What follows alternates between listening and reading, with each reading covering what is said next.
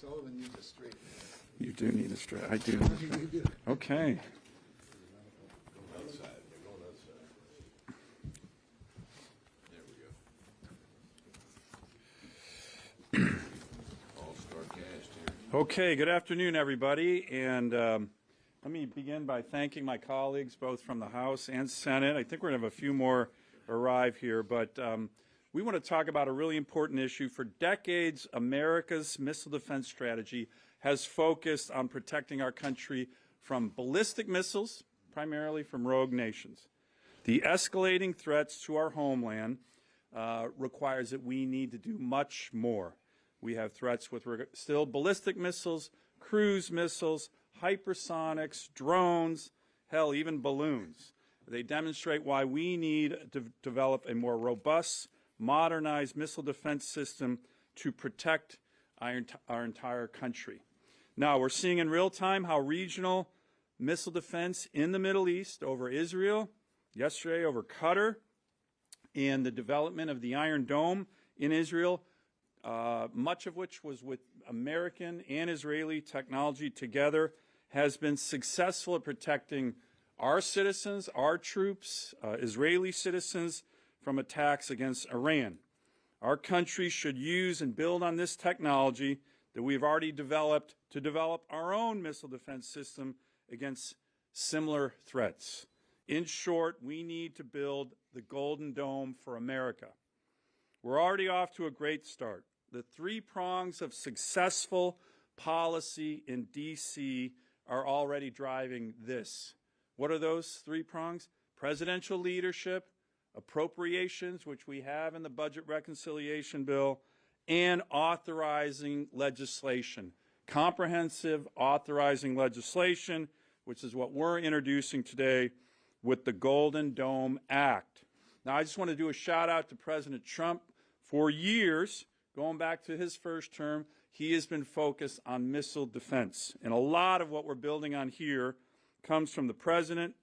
Senator Kramer and I were in the Oval Office a couple of weeks ago with the president, our friends in the press, when we were launching the president's Golden Dome initiative in the Oval Office, had asked the president, hey, which general told you to do this? And the actual answer was, this has been a presidential vision for 8 years from President Trump himself. There's no general. He's telling the generals to do it, not vice versa. Congress is stepping up, as I mentioned, $25 billion in the budget reconciliation bill for Golden Dome, which is why we need to pass that bill, hopefully here in the Senate this week, and is again, to cement all of this for the long term, we need to pass the Golden Dome Act into law. This act, which we're introducing today, will create a layered missile defense for America, which will enhance and build on existing missile defense infrastructure and stockpiles while accelerating next-generation space-based sensors and interceptors. It will do this with an open architecture design, allowing upgrades in software, sensors, and weapons over time.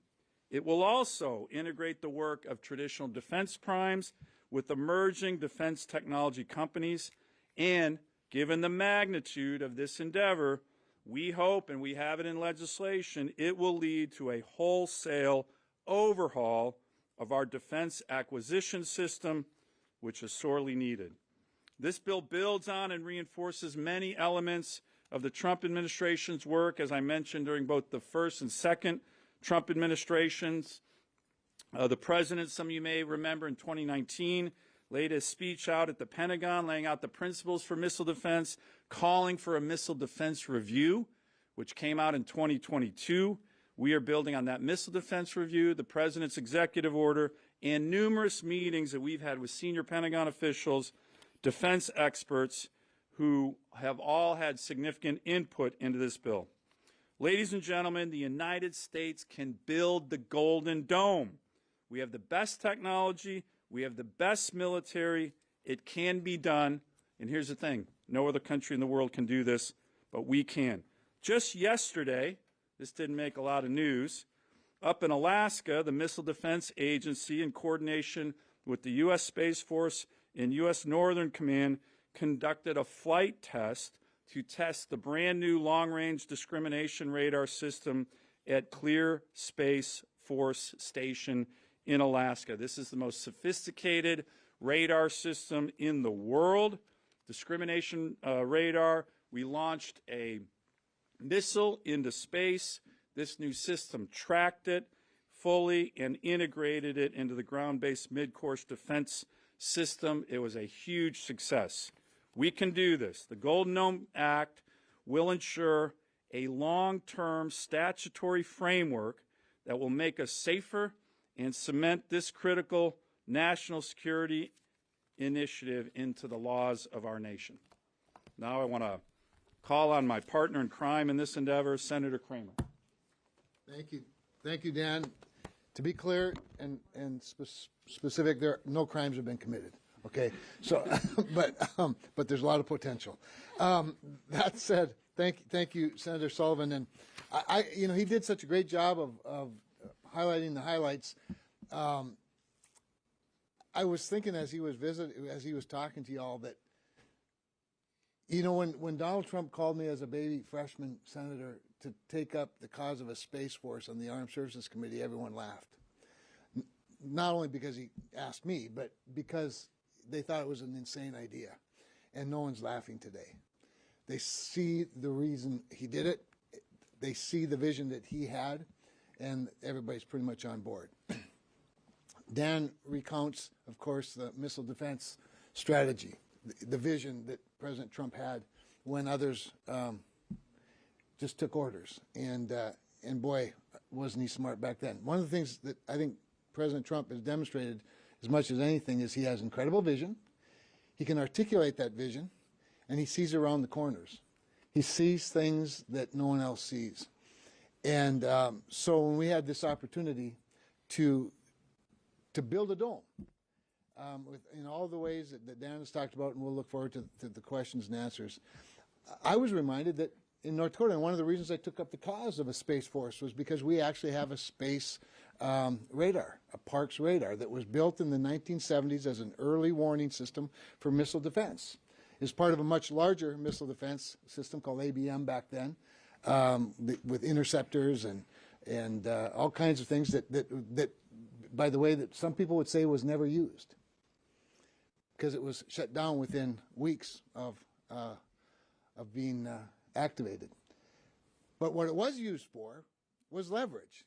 It was used as a negotiating tool in the SALT treaties. Because there are people today who look at Golden Dome, mainly our adversaries, and say that will accelerate the conflicts in space. And I say to you, no, it will not. The greatest deterrents in the world oftentimes are defensive systems. And it should be a surprise to no one that Donald Trump has placed as the priority of this country to defend the homeland. And so I'm looking forward to working with my colleagues here on the dais and others on the Armed Services Committee as we work through the Golden Dome Act legislation to put meat on the bones of the vision and to provide guidance in terms of the legislation, as well as, more importantly, probably the leadership, to make sure that they have everything they need, including the acquisition reforms that allow them to move at the speed of our adversaries, which is why this is so necessary, because our adversaries are going with great speed. So I appreciate the opportunity to play in Dan Sullivan's sandbox a little bit, and then turn it over now to Representative Messmer for his thoughts.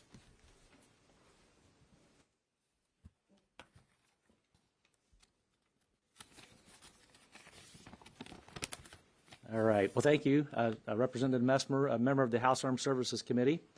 I'm proud to stand here today with Senator Sullivan, Senator Kramer, and the rest of the senators as the House lead of the Golden Dome Act of 2025. The senators here today have been great champions and partners in making sure President Trump's Golden Dome initiative becomes a reality as a much-needed homeland defense against potentially catastrophic missile threats. I'd like to thank my fellow 23 House members who have joined me as co-sponsors. The need for the U.S. missile defense system has only become clearer in the recent days with the events in the Middle East. Is it a blessing that the United States has an ocean separating us from our most aggressive adversaries, but that geography is no longer to be counted on when it comes to missile defense? I know everyone here wants to pay tribute to Israel's Iron Dome and David Sling weapon systems and the incredible technology they demonstrate as they protect Israelis from the constant barrage of enemy missiles entering their airspace. While America's military defense systems currently hold a conventional edge over our adversaries, we can never rest on our laurels and assume that China, Russia, and North Korea are not spending every waking hour trying to figure out how to penetrate our homeland defense systems and endanger our country's safety. The Golden Dome Act of 2025 will give President Trump the air defense system our country needs in these modern times as our adversaries' weapons become more sophisticated, penetrating, and lethal. I'm proud to be a member of this group here today as we introduce the Golden Dome Act of 2025, which will ensure America's defense operations are the most technological in the world. Creating the Golden Dome will show the world what great lengths we're willing to take to protect our country and America. The Americans, we will not let you down. With that, I will now introduce Senator Tuberville. There you go. All right, be glad to go. Thank you. Thanks to Senator Kramer and Sullivan for getting this started. Vision and leadership. We couldn't do this project without President Trump. I don't think anybody else you put in this situation would even have the tenacity to step up and do something like this. But, you know, the world has been amazed at the effectiveness of the Iron Dome. They've been able to shoot down 90% of incoming threats. Think about that, 90%. Incredible. President Trump is exactly right. There is no reason why we shouldn't have the same technology right here at home. This is a dangerous world, and it's getting more dangerous every day. People made fun of President Reagan with his Star Wars program. And it was amazing. They laughed at him. They said it wouldn't work. But he understood the growing danger the American people really didn't know. But now we're all finding out. No other president since has been bold enough to step up and say, we got to have something to protect this country, and thank God for President Trump. Now that the president is forcing our NATO partners to start paying their own share, we can focus on our own defense, and it's about time. We need to do that. We can't count on anybody else. It's going to have to be us and the American taxpayers and our military. We send billions of dollars overseas, and it's past time that we make an investment in our national security. Thanks to President Trump, he's proposing nearly $25 billion in our reconciliation package as a down payment to begin construction on this massive project. $25 billion. Now that's just, as I said, a down payment. That's why getting the President's one big, beautiful bill passed is critical for national security. Countries like Iran are openly chanting death to America, and we have to be able to protect ourselves. You know, there's no better place to help design this and build and operate than in my home state. Redstone Arsenal in Huntsville, Alabama. And let me tell you something, it is probably the best kept secret in this country. Not anymore. Exactly. For more than 80 years, Redstone Arsenal has been leading the way in space, cybersecurity, and national defense. Huntsville's talent, facilities, and resources are second to none all over the world. According to Forbes, Huntsville has the most engineers per capita in the world. That's why you see more and more agencies expanding their footprint into Huntsville and the surrounding area, including Missile Defense Agency, NASA, FBI, Missile and Space Intelligence Center, Defense Intelligence Agency, the Army Material Command. Huntsville is also home to more than 500 defense contractors, Blue Origin, SpaceX, and United Launch Alliance. We will be big in building a lot of this Golden Dome. Huntsville helped put the first person on the moon. What a better place to help begin the origination of Golden Dome than Huntsville, Alabama. So thanks to President Trump's American dominance and deterrence is back. The big, beautiful bill is a down payment on the Golden Dome. It will help make sure America remains the strongest, most secure nation in the world. The Golden Dome Act will advance our security even further with critical investment in emerging technologies, many of which will be developed in my home state of Alabama. Thank you very much.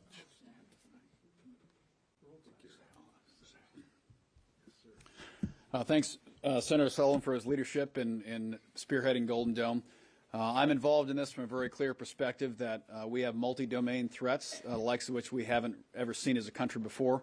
And ballistic missile defense is a key part of that, but so is UAVs, USVs, UUVs. As we've seen in Ukraine and Iran in recent days, embedded drones inside a country already can also pose a serious threat. So Golden Dome will be more than just a missile shield. It also has to be a comprehensive detection system for threats of all kinds. And I think the greatest possibility, which Senator Sullivan already mentioned here, is Golden Dome can serve as a catalyst for massive reform of our entire defense industrial acquisition process. We've fallen into a cycle where our programs are late, they're over budget, and the equipment's not ready for action when we get it. Our magazine depth is not sufficient. And we're seeing already across the globe, from Red Sea to Ukraine to Israel to Iran, we have conflicts that are rapidly chewing through our magazine depth, and that will affect our ability to defend the homeland if and when the time comes. So it's critical that with this program, with the size and technical complexity of the Golden Dome initiative, it's going to give us the opportunity to force through fundamental defense acquisition change. That means new prime contractors have the opportunity to compete. That means knocking down barriers for free market solutions to enter our defense acquisition pipeline, reducing those barriers, and most importantly, shortening the timeline between combat need, production, and development. Right now, it's sometimes a decades-long process to get a piece of equipment that's been identified as critical on the battlefield through design, through contracting, through development, and in the hands of the warfighter. It's unacceptable. Our warfighters deserve better, and this will help us deliver that. We also have to be very careful with this initiative, which is why I'm excited to be involved, that we understand the technical complexity. We don't build a Maginot Line in the air, because many times in the past, a lot of money's been spent on a system, and it's been designed in a vacuum without proper grounding to combat needs, and we end up spending a lot of money on something that's ineffective once it's fielded. If we build something and only defends against a certain type of missile from a certain place, we'll find out that adversary instead will simply use drones or automated vessels above or below the surface or other weapons to attack us. So this must be a comprehensive system. The Iron Dome is a fantastic example of what can be done for ballistic missile defense and other threats, but we also have to realize that Israel is about 1/400th the size of America, and when you multiply that by airspace and space domain, especially when we include our outer states like Alaska and others, it becomes about a 2,000 to 3,000 X problem compared to what Israel has. And that includes, of course, our dominance in the space domain. We're going to have to invest in new types of technology. This will be the Manhattan Apollo project level technical lift we have here. Space-based domain sensing and defeat, passive sensors instead of a massive active sensor system. We're going to have passive detection. And of course, almost no latency, real-time data connectivity between all these system to systems. It's going to be a huge lift, but as with every technical lift that America has ever done, from the Manhattan Project through the Apollo program, the benefits that are secondary to that benefit the entire country, not just the defense community. So this is a critical program. I applaud the President for his initiative and leadership in declaring it. We are going to support him through the Golden Dome team and caucus here to make sure that this legislation supports the defense acquisition reform we need. I think in the last 30 years, probably the only true bright spot we've seen in defense acquisition has been the Mine-Resistant Armor Protect Vehicle program that Secretary Gates led. And I would like to point out that program was spearheaded by literally ignoring existing defense acquisition protocols and charting a new path. And it worked perfectly and saved a lot of lives, mine included. So that program, which ignored existing defense protocols at the time, charted a new path for buying and developing new equipment. Then we quickly abandoned that process once the program was done. I think this opportunity with this program, led by this fantastic group of people, will give us the power to pass new laws to ensure our warfighters have the best equipment as soon as they need it. So thanks for your leadership. This is going to be an exciting program. Senator Hovind? Thanks. Well, I'm actually going to pick up on kind of some of the themes that each of the folks that have spoken so far have put out there.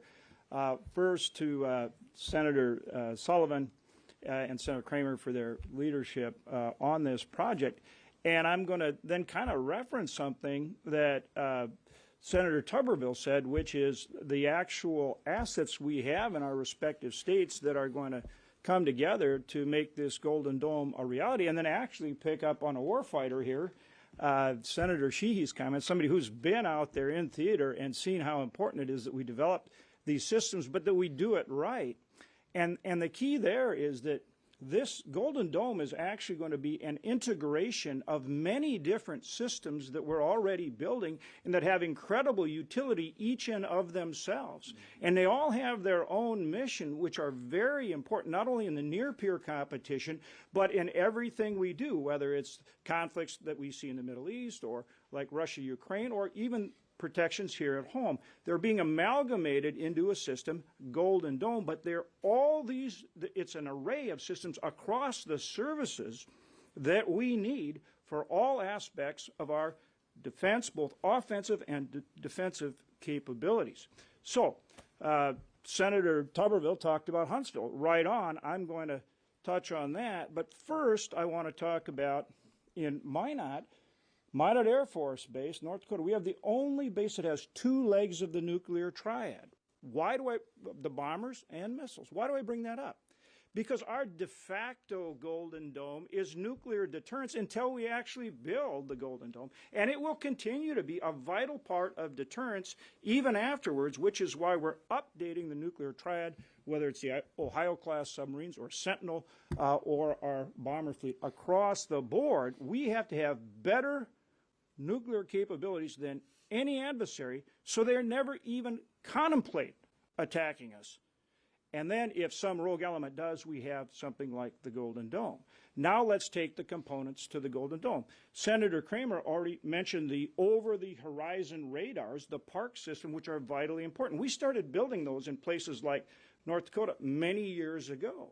Now we're enhancing them for the modern technologies. Okay, that's at our Cavalier Air Station. And again, Alaska because of its location, North Dakota because of its location, Huntsville, Alabama because of its capabilities. Everybody's got a role to play in this thing. At Grand Forks Air Force Base, we've been doing drone and counter drone since 2005, 20 years. We have a tech park there that's working.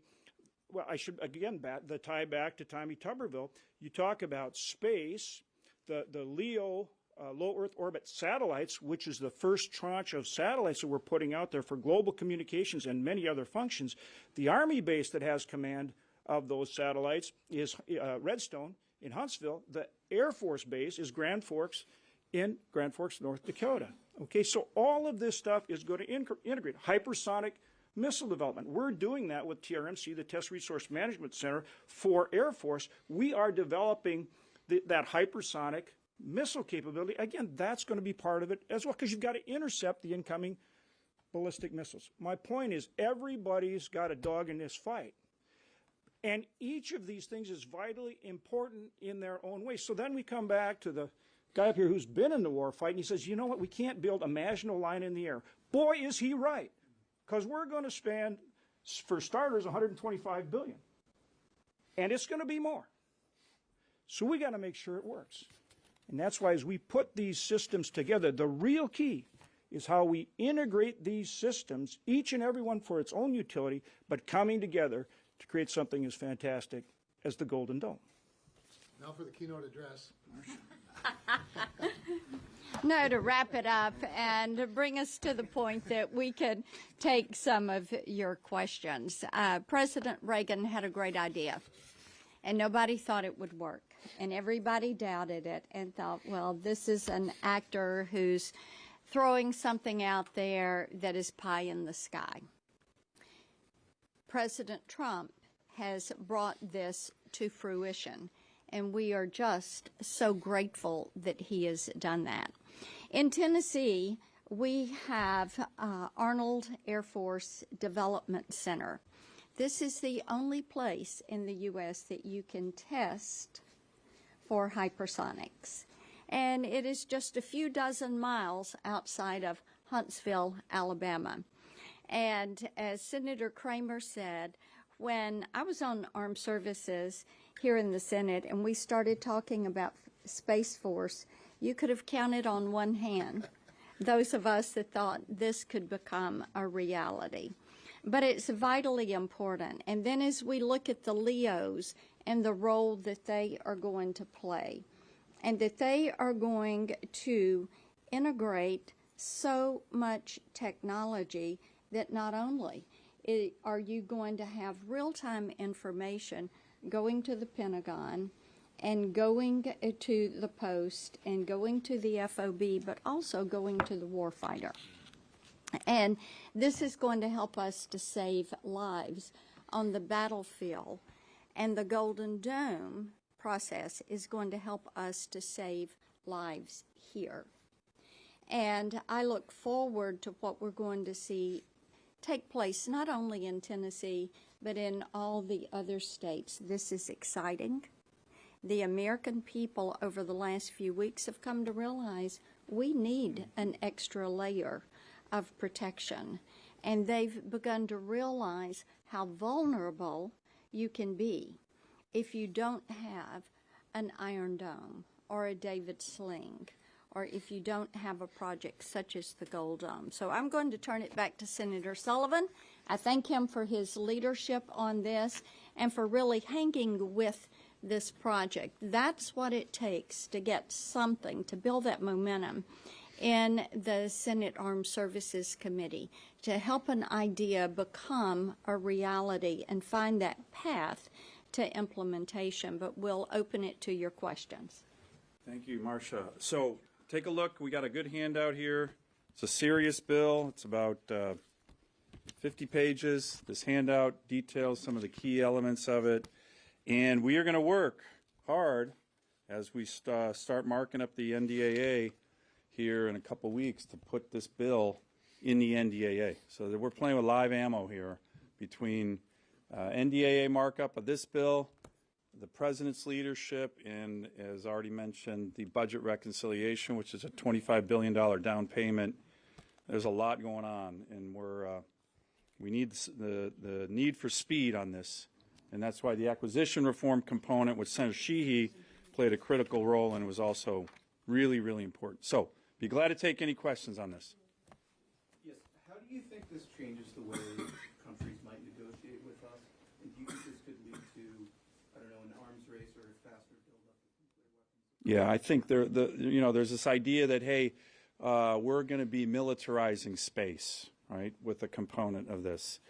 I think the wake-up call is that we're a little bit behind in space because of what China and Russia are already doing. So to the people who are kind of wringing their hands like, oh, this is going to be a space race in space, wake up. That's already happened. We need to get there. And what this provides us is leverage. Look at the way, and space for decision makers. Look at the way the Israelis were able to utilize their Iron Dome system in this latest conflict with Iran.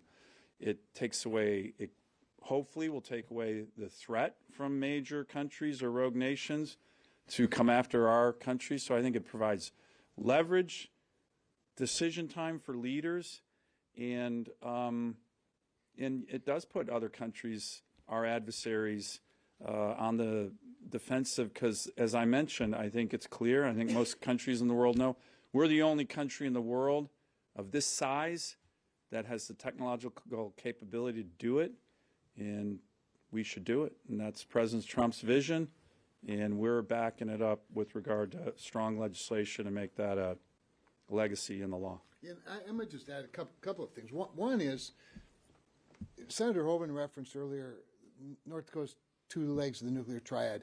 It is our nuclear triad with its offensive capabilities that has never fired a single missile that has kept the world safe from nuclear war. The deterrence itself is relevant. In the case of Golden Dome, I recently, in an Armed Services Committee hearing, asked the Chief of Space Operations, General Saltzman, if he was concerned about some of the comments that have been made only by our adversaries, I might add, President Xi, for example, President Putin, who have claimed that this would accelerate an arms race, perhaps in space. I asked him if any of our adversaries have offensive weapons in space, and he articulated a couple of very specific ones. So Dan's exactly right. The reality is, the safer the United States is, the safer the world is. I'm Joe Gould with Politico. Thanks for doing this. Given the relative lack of detail from the administration on what it wants to do with the Golden Dome, is there any concern about spending $25 billion in the reconciliation bill, and to what degree does this bill try to fill in the blanks? Yeah, that's a great question. By the way, the budget reconciliation bill, if you've seen, there has been some criticism on this as it relates to the details. The details are pretty specific. Joel, I have them here if you want to see them on what's in the budget reconciliation bill. For the Golden Dome, the different line items, they're here, so it's pretty specific. But what we do here is that in a whole host of other areas, we try to drive timelines, right? So put timelines on the development of this, which, as you know, statutory timelines can be very, very useful to move a project forward. We mandate testing, real-world testing, which it's kind of this yin and yang thing with the military. They wanted that provision, but some don't like it. But we drive that, again, for innovation. We have a whole host of areas that you might not think of as when you look at our great graphics works of a Golden Dome. To Senator Sheehy's point, we definitely have provisions that look at the counter-drone component. You don't want to build a beautiful shield that's very expensive and then get hit by cheap drones. So we have focus on that. We have a focus on what they call left of launch, which is actually cyber and kinetic capabilities that you can take out a threat before they launch it. So we are trying to look at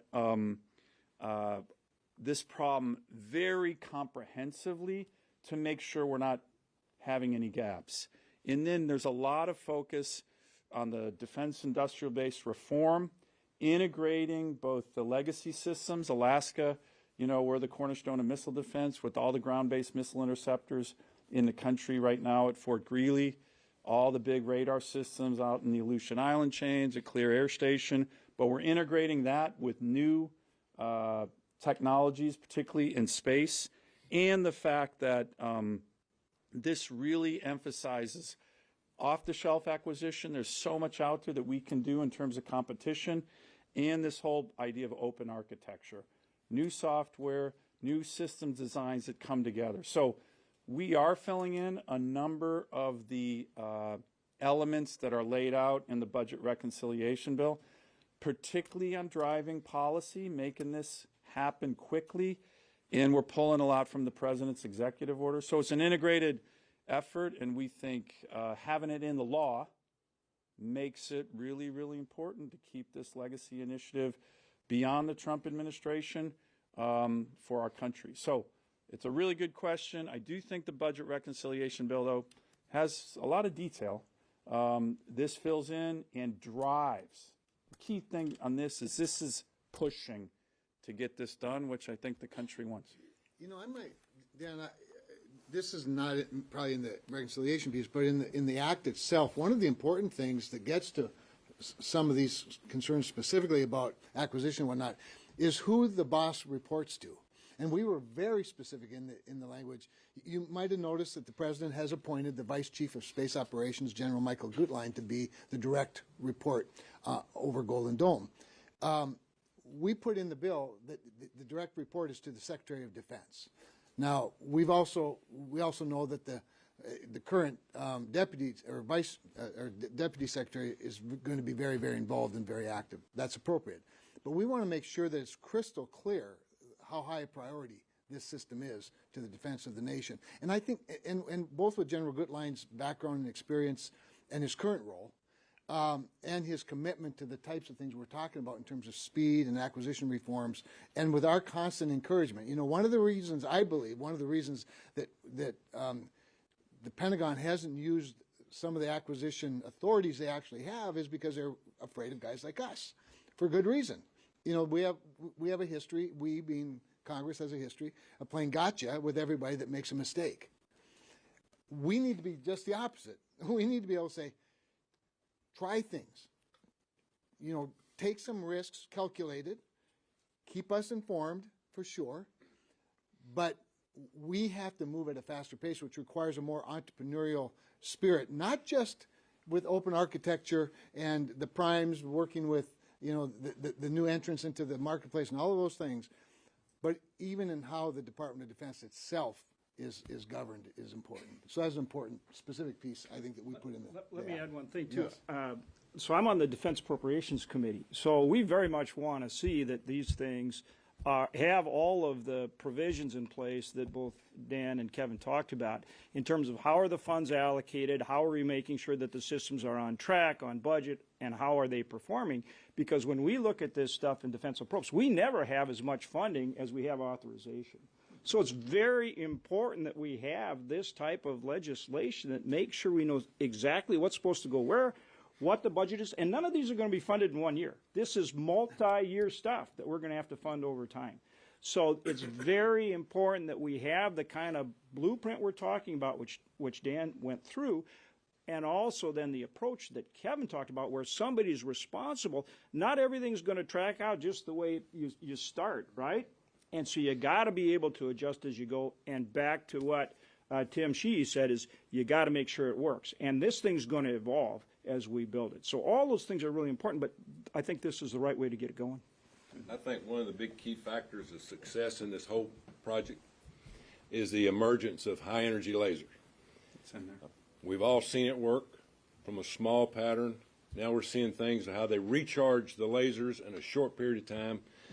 It's going to have to be a huge part. We can't continue to be making these multi-million-dollar missiles and think that we're going to be able to sustain that, especially when it goes to space or whatever.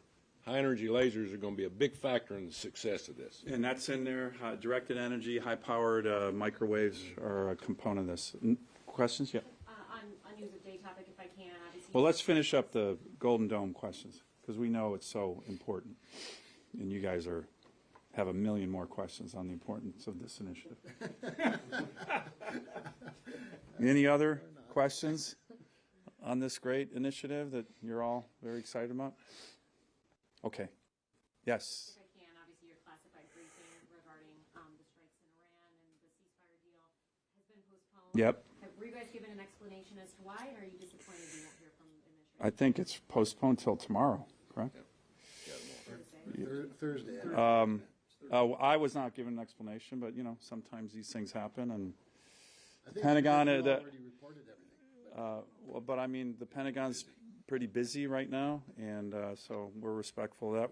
You know, we had a classified hearing last week with the SecDef and the chairman, and covered a lot of ground on those topics as well. But I'm not concerned.